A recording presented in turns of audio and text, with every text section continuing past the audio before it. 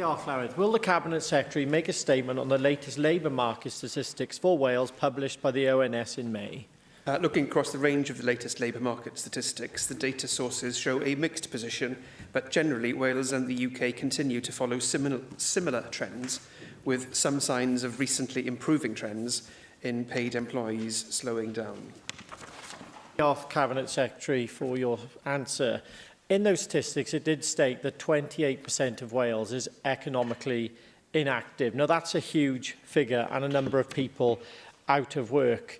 Cabinet Secretary, I'm not interested in a game of political ping-pong with you today, because behind any of those figures are real people with real experiences who we need to get back to work as soon as possible. So, Cabinet Secretary, can you outline today what the Welsh Government is doing to encourage people back to work? What programmes have you got in place to put back to work? Because currently the programmes that you have got don't seem to be working. I'd like to know what your vision is going forward about improving these figures.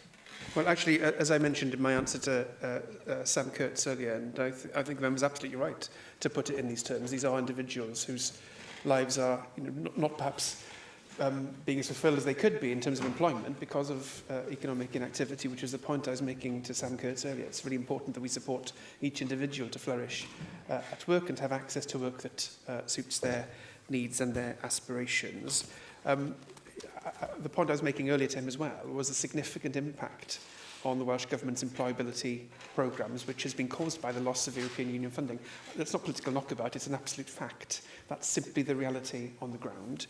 But there are significant programmes which we use to support people back into work, whether that's React Plus, Communities for Work Plus, for those who've been longest unemployed and have perhaps persistent challenges in finding work, but also importantly working with the Department of Work and Pensions, for example. So we often see work around Job Centre Plus support as part of this mix, Restart is part of this mix as well, and it's a suite of interventions which we know works most effectively.